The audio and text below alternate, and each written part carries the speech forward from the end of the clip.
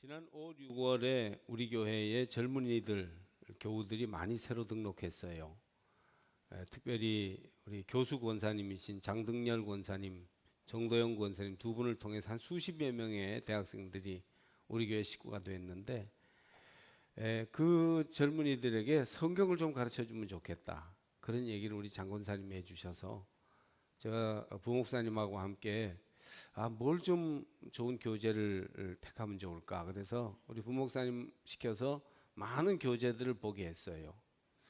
근데 어떻게 하면 성경을 가르치고 소개할 수 있을까? 뚜렷한 책이 별로 없더라고요. 간단하게 이렇게 쉽게 배울 수 있는 책은 겉핥기식으로 되어 있고요. 또 좀 제대로 배우려면 신학적인 교재라서 아주 부담이 많이 될 뿐 아니라 실생활에 적용이 별로 되질 않아요. 그래서 결국 성경 말씀의 가장 중심이요 열쇠는 예수님이니까 예수님에 대해서 배우는 그런 교재를 택하자, 그렇게 해서 교재를 하나 택해서 번역된 교재를 준비 중에 있습니다. 이제 대학생들이 방학 마치고 오면 그 교재로 성경을 좀 가르치려고 생각하고 있습니다. 이 시대가 말씀이 넘쳐나는 시대가 사실은 됐어요. 인쇄된 말씀, 들려지는 말씀이 엄청나게 나와 있고 교육받은 설교자들도 넘쳐납니다. 수많은 자료들이 쏟아지고 있어요. 성경 교재, 성경 주석, 성경 강해 설교, 성경 자료, 지도와 사진들, 여러 가지 연구 서적과 원전 자료들이 많습니다. TV 채널에도 234번부터 238번까지 5개 채널이 기독교 방송입니다. 제가 보는 방송은 그래요. 밤낮 없이 말씀을 들을 수 있습니다. 그런데도 말씀이 부족하다고 호소하는 사람들을 많이 봅니다. 그도 그럴 것이 특별히 젊은이들은 세속주의의 영향을 절대적으로 받는데요. 이 세속의 자료들은 기독교 자료, 성경 자료와는 비교할 수 없을 정도로 엄청난 물량이 지금 쏟아지고 있습니다. 영상과 온갖 매체의 자료들이 범람하여 성서 말씀 자료들에 비교할 수 없는 정보의 홍수 시대가 되었습니다. 수많은 영화와 TV 영상들, 온갖 게임과 만화, 인터넷 소설들, 판타지와 SF, 로맨스 소설들이 끌어당기는데 어느 겨울에 조용히 앉아 주의 말씀을 들여다보겠습니까? 그래도 주일에 설교 듣겠다고 나와 앉아있는 게 기적이요. 참 착한 사람들입니다. 그러다 보니 사람들의 눈과 귀가 이 세속의 정보에, 너무 많은 정보에 지쳐있고 남녀노소 없이 잘 살펴보면 정작 진리의 말씀에는 기가 들려 있어요. 아모스서 8장 11절의 말씀대로입니다. 보라, 날이 이를지라 내가 기근을 땅에 보내리니 양식이 없어 주림이 아니며 물이 없어 가람이 아니요 여호와의 말씀을 듣지 못한 기갈이라. 12절에 계속 이렇게 되어 있습니다. 사람이 이 바다에서 저 바다까지 북쪽에서 동쪽까지 비틀거리며 여호와의 말씀을 구하려고 돌아다녀도 얻지 못하리니. 13절에 그날에 아름다운 처녀와 젊은 남자가 다 갈하여 쓰러지리라. 말씀에 배고프고 진리에 목말라서 정정한 젊은이들조차 쓰러질 것이라는 것입니다. 우리 시대에는 말씀이 많이 있다고는 하지만 그것도 노력하고 귀 기울여야 접할 수 있고 들을 수 있어요. 그래서 가만 보면 아모스 시대 이상으로 이 시대도 성경을 필요로 하고 있습니다. 우리는 성경의 진리 말씀으로 돌아가서 배고프고 목마른 영혼을 먹여야 합니다. 여러분, 하나님의 말씀으로 돌아오는 주일이 되시기를 바랍니다. 성경은 어떤 책인가요? 성경은 믿음의 기준이요, 신자에게 꼭 필요한 영혼의 양식입니다. 기독교는 성경의 종교요, 신자는 성경의 사람입니다. 오늘 시편은 성경을 완전하고 확실하며 정직하고 순결하다고 말합니다. 성경은 우리가 일반적으로 아는 것보다 훨씬 귀한 책이며 놀라운 책이에요. 먼저 성경은 완전합니다. 할렐루야.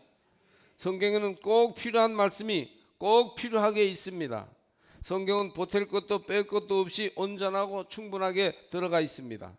하나님께서 하시고 싶은 말씀이 다 기록되어 있어요.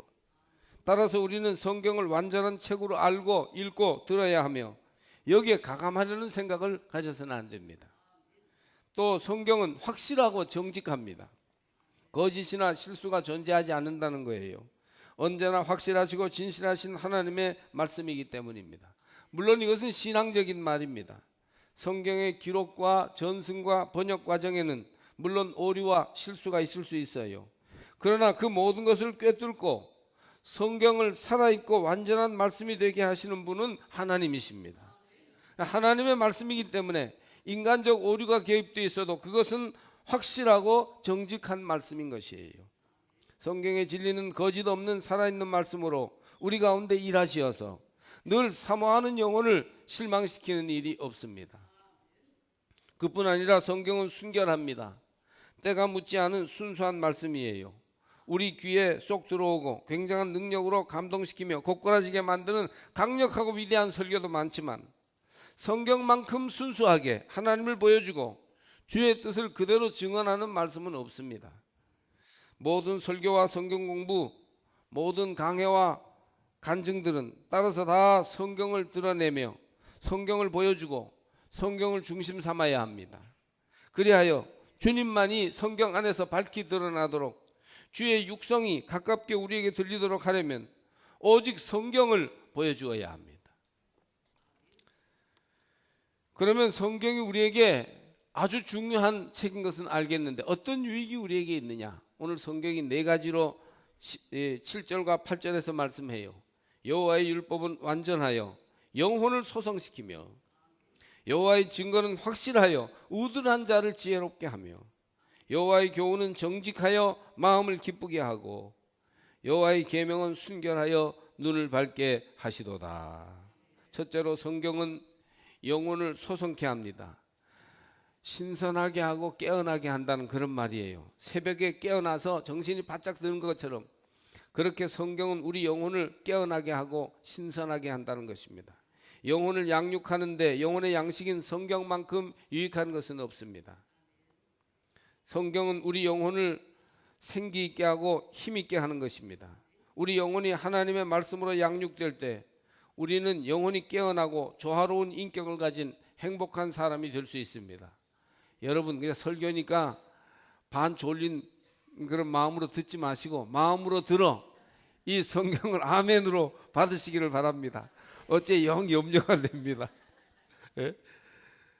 하나님 말씀으로 여러분의 영혼을 깨어나게 하시기를 주의 이름으로 축복합니다. 현대인들은 굉장히 지쳐 있어요. 스트레스를 받아서 자기의 재능과 건강을 마음껏 발휘하지도 못하고 탈진해 버렸습니다. 이런 우리에게 성경은 참으로 적절한 보약이 됩니다. 성경을 읽고 새기는 사람은 생기가 넘칩니다. 요즘 사람들이 지친 영혼과 신체를 위해 운동을 하거나 산보나 등산을 하고 수영을 다니거나 여러 가지 취미 생활을 많이 합니다. 그러면서도 돈도 별로 들지 않고 가장 효과적인 방법, 성경을 통하여 영혼을 소성케 하는 이 일에 시간과 노력을 투자하지 않는다면 너무 억울하지 않습니까? 이것처럼 좋은 것이 없는데 왜 이 성경을 우리가 활용하지 않는 것입니까? 오래전에 제가 만난 한 사람은 저보다 나이가 조금 위인 대구 사람인데 도대체 무슨 낙으로 사나 싶을 만큼 아무 취미나 재미가 없는 사람입니다. 말도 어눌하여 띄엄띄엄 한마디씩 합니다. 약학을 전공한 사람인데 약 이름 외에는 아는 것도 별로 없어요. 그런데 늘 생기가 넘치고 든든하고 평안한 기쁨이 있는 것을 알 수 있어요. 왜 그럴까요? 제가 그 사람을 자세히 살펴보니까 그 사람의 가장 큰 특징은 성경을 사랑하는 사람이었습니다. 그 사람은 계획을 가지고 1년에 성경을 일독하고 그것과는 별도로 잠언을 매일 한 장씩 한 달에 일독하였고 성경 읽고 묵상하는 큐티를 늘 생활화하고 있었습니다. 이 사람은 완전히 성경의 사람이었어요. 다른 취미나 다른 어떤 특별한 생활은 없이 주로 그의 삶이 아침부터 밤까지 성경을 중심으로 유지되는 것이에요. 그것이 그를 생기 있게 했습니다. 성경은 우리 영혼을 소성케 합니다. 그 성경 말씀이 여러분의 영혼도 깨어나게 신선하게 만들 것입니다. 성경은 또한 두 번째로 우둔한 자를 지혜롭게 합니다. 사람은 하루 앞 일도 정확히 알지 못하는 어리석은 존재입니다. 성경은 이런 바보들을 지혜롭게 만듭니다. 하나님의 말씀이 쉽고 분명하게 전해지면 우둔한 사람까지도 마음이 감동되어 지혜를 얻게 됩니다. 저의 선배 목사님 한 분이 전도사로 시골 교회에 처음 부임하였을 때 노인네들만 쭉 앉아있고 자기와 말이 통하겠다 싶은 젊은이는 눈을 씻고 찾아보아도 한 사람도 찾지 못하자 매우 실망했습니다. 야, 이렇게 노인네들만 1-20명 앉아있는 이런 답답한 시골 동네에 말이 통하고 마음 맞는 사람이 하나라도 있어야 할 텐데 어떻게 노인네들을 데리고 목회를 하나 막막한 마음이 들었답니다. 그런데 불과 몇 달이 지나지 않아서 이 전도사는 자기가 크게 착각했다는 것을 알았습니다. 왜냐하면 대학을 나오고 대학원까지 나온 자기보다 시골 교회의 장로님, 기도 많이 하는 권사님들이 훨씬 지혜롭고 똑똑하다는 것을 알게 되었기 때문입니다. 깜짝깜짝 놀랄 지혜를 그들에게서 발견하고 이 전도사님은 똑똑한 어르신네들로부터 많이 배우다가 멍청한 전도사에도 똑똑한 목사가 되어서 그 교회를 떠났습니다. 시골 교회의 촌사람들을 똑똑하게 만들어 이 교만한 전도사를 깜짝 놀라게 만든 것이 무엇입니까? 바로 성경입니다. 솔직히 말해서 요즘 세상에 대학 나온 바보들이 얼마나 많습니까? 박사 학위를 가진 멍청이들이 또 얼마나 많은데요. 성경을 많이 읽고 배우면 세상 이치에 정통하고 인간의 삶에 꼭 필요한 지혜를 얻게 되며 인생을 통찰할 수 있게 되는 것입니다. 그래서 대학 졸업한 학박사보다 더 지혜롭고 똑똑하게 세상을 살게 합니다. 오히려 이 세상에서 여러 가지로 혼란을 일으킨 사람들이 성경을 지혜롭게 잘 아는 사람들에게 찾아와서 인생을 어떻게 살아야 하느냐고 묻게 되는 것입니다. 단언코 우리 동네 성경 박사가 외국 물 먹은 철학 박사보다 훨씬 낫습니다. 여러분은 성경을 통하여 지혜롭게 가르침을 받아 이 복잡한 세상을 이기고도 남음이 있기를 바랍니다. 성경은 또한 마음을 기쁘게 합니다. 옛 성현은 아침에 진리를 깨달으면 저녁에 죽어도 좋다 하였거니와 하나님의 말씀을 깨달을 때의 기쁨은 어디에 비길 수가 없어요. 성경을 통해 하나님이 어떤 분이시며 인생은 무엇이고 어떻게 살아야 하는가를 발견할 때 우리 존재는 기뻐 뛰게 되는 것입니다. 존재의 기쁨은 진리를 발견하고 삶의 참된 원리를 알을 때 느끼는 기쁨이에요. 요즘은 그러한 존재의 기쁨을 사람들이 추구하지 않다 보니까 성경 말씀을 듣는 것을 아주 지루하게 여깁니다. 그래서 가장 지루한 시간이 설교 시간이요, 성경 말씀 듣는 시간인가 봐요. 설교는 짧을수록 좋아합니다. 오늘 말씀이 귀에 쏙 들어오던데요, 그렇게 말하는 것을 보면 설교가 짧다는 얘기예요. 그래서 오죽하면 여자의 치마와 설교는 짧을수록 좋다는 그런 우스갯말이 생겼겠습니까? 영어로 막 뭔가를 강요하고 사람 피곤하여 말이 많을 때 이렇게 말합니다. Don't preach to me. 내게 설교하지 마라. 설교가 얼마나 부정적인 개념으로 쓰이는지 알 수 있겠죠. 설교 길게 하면 무조건 싫다는 것입니다. 이런 감정들이 사람들에게 있습니다. 진리를 발견하는 특별한 기쁨을 잘 알지 못하고 진리에 대해서, 하나님에 대해서 말할 때 그것 자체를 지루하게 여기는 경향이 있습니다. 요즘 은퇴하여 조용히 살고 있는 둘의 공동체의 김진홍 목사님이 한때는 인생의 낙오자처럼 진리를 찾기 위해 방황하던 젊은 시절이 있었어요. 그러다가 어찌어찌 학교 선배님으로부터 성경 공부를 하게 되었는데 바로 에베소서 2장 8절을 공부하면서 사람의 공로나 노력으로 구원받는 게 아니고 인간의 구원은 하나님의 은혜로 이루어진다는 진리를 깨닫게 됐어요. 하나님이 이루셨다. 우리는 믿기만 하면 된다. 이 사실을 깨닫고 하나님 앞에 굴복하며 나갈 때 말할 수 없는 기쁨이 있었어요. 이때 얼마나 마음이 기쁜지 그 무엇으로도 형용할 수 없었다고 합니다. 막 뛸 것 같아서 기뻐서 잠이 잘 오지 않았고 누군가에게 물어보지도 않는데 막 기쁨을 얘기하고 싶었다고 하는 것입니다. 여러분, 이렇게 진리의 말씀을 깨달을 때, 성경 말씀을 우리가 마음속에 간직하게 될 때 존재의 기쁨이 우리 가운데 임하게 될 것입니다. 저는 청년 시절에 다니던 교회에서 소그룹으로 성경 말씀을 공부했는데 그 모임이 그렇게 재미있고 행복할 수 없었습니다. 제가 여러 번 얘기했어요. 지금 생각해 보면 그것이 성경을 통해 진리를 알고 생활이 또 인격이 조금씩 변화되는 기쁨이 아닌가 합니다. 그것은 어떤 기쁨과도 바꿀 수 없는 정말 오묘하고 고귀한 기쁨이었어요. 성경을 읽고 배우면 이와 같이 설명할 수 없는 하늘의 기쁨이 우리 가운데 임하게 됩니다. 사랑하는 여러분, 이 기쁨을 사모하시기를 바랍니다. 하나님 말씀을 내게 주시어 나로 그 기쁨으로 도약하게 하여 주시옵소서. 여러분의 속회나 선교회에서 성경 말씀으로 기뻐하는 한 해가 되시기를 주의 이름으로 축복합니다. 또 성경은 눈을 밝게 합니다. 우리는 영적으로 어두운 세상에 살고 있어요. 따라서 하나님께서 일하고 계시다는 것을 깨닫기가 힘듭니다.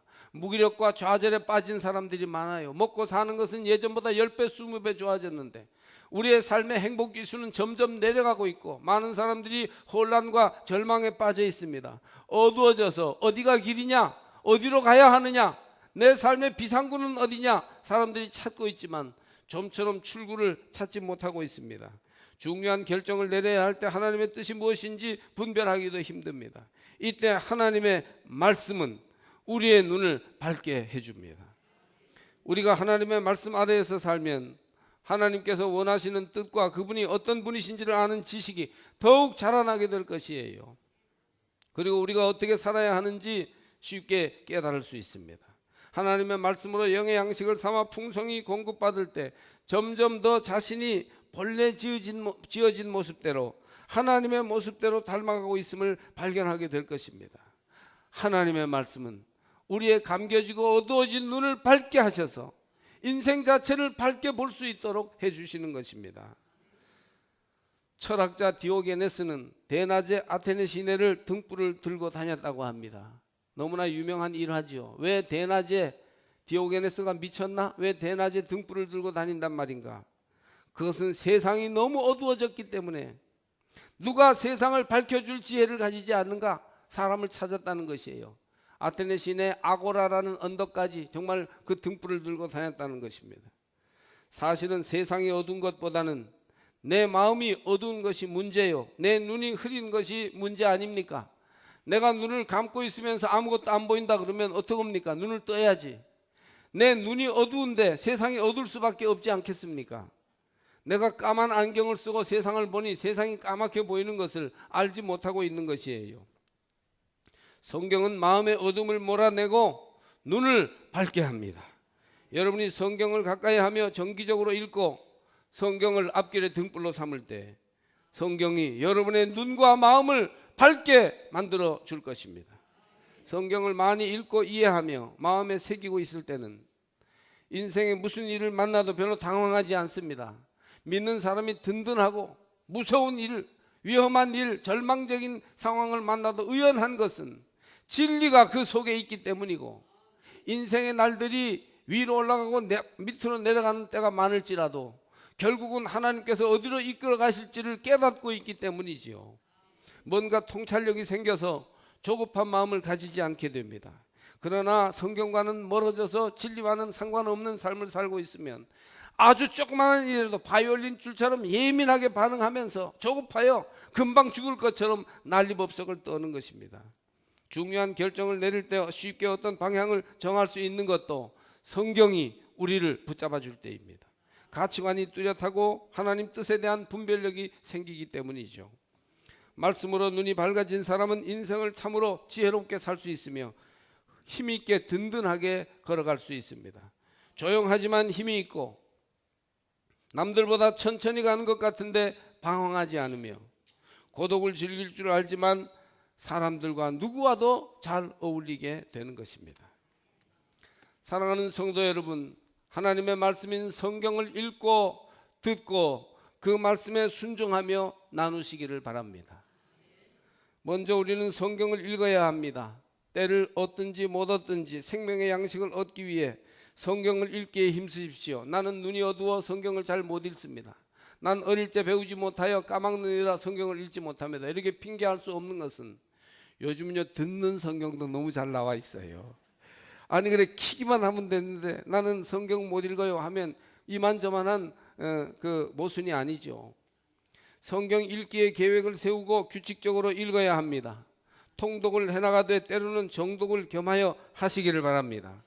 성경 읽는 시간 복된 시간, 성경 읽는 시간 하나님 만나는 시간, 성경 읽는 시간, 내 영혼이 깨어나는 시간, 그것을 결코 남에게 밀어주지 말고 여러분의 것으로 삼으시기를 바랍니다. 또 하나님의 말씀을 열심히 들으십시오. 나는 주일마다 예배 가서 설교를 듣습니다. 나는 주일 오후 예배도 드립니다. 나는 수요 예배까지 가서 강해 설교를 듣습니다. 그러는 사람들 가운데 실제로는 전혀 듣지 않고 설교 시간에는 셔터를 내려서 딴 생각에 몰두하다가 설교가 끝나면 정신이 나서 왔다 갔다 하는 사람들 많아요. 경청장애에 걸린 사람들이 있습니다. 설교 시간에 설교를 자기식으로 예화만 달콤한 사탕 빨듯이 듣고 나머지 핵심적인 설교 메시지는 전혀 관심을 기울이지 않고 습관적으로 설교 안 듣기를 습관화해 있는 성도들이 있어요. 여러분 웃으면서 지금 듣고 계신데 이게 울어도 지금 시원치 않은 시간이에요. 보통 심각한 문제가 아닙니다. 그러므로 하나님의 말씀을 귀 기울여 들으시기를 바랍니다. 설교나 강의 듣기를 기뻐하고 그 말씀을 내게 주시는 말씀으로 붙드십시오. 듣는 귀가 복되어야 풍성한 은혜 가운데 살 수 있습니다. 에바다, 귀가 열려져야 하나님의 말씀 안에 풍성히 거할 수 있게 될 것입니다. 또한 여러분 말씀에 순종하십시오.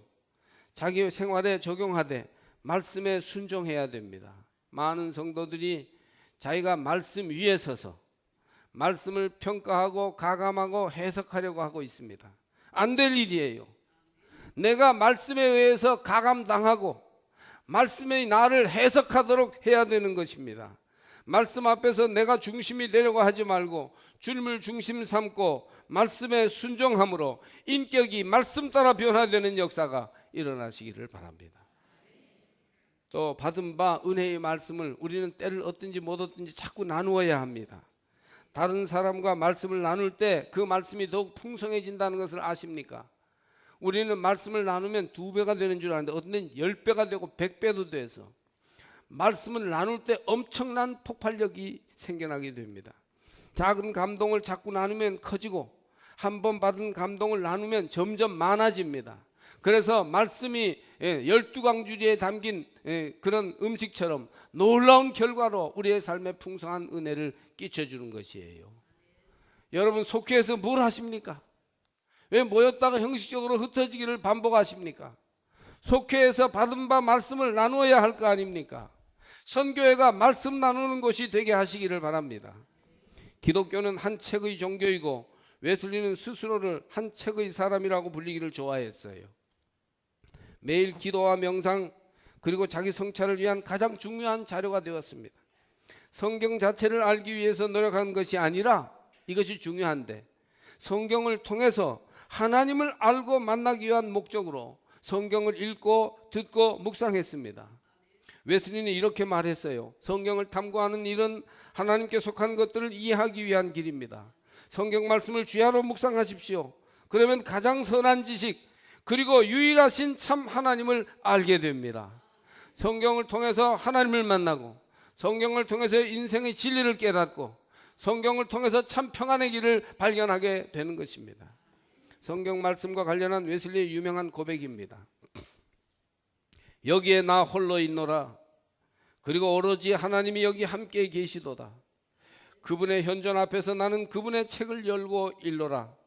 하늘 가는 길을 찾기 위한 목적을 갖고 나는 빛들의 하나님을 향하여 나의 마음을 높이 드노라. 여러분이 성경 앞에서 이와 같은 마음을 가지고 하나님께로 나아가는 축복을 누리시기를 바랍니다.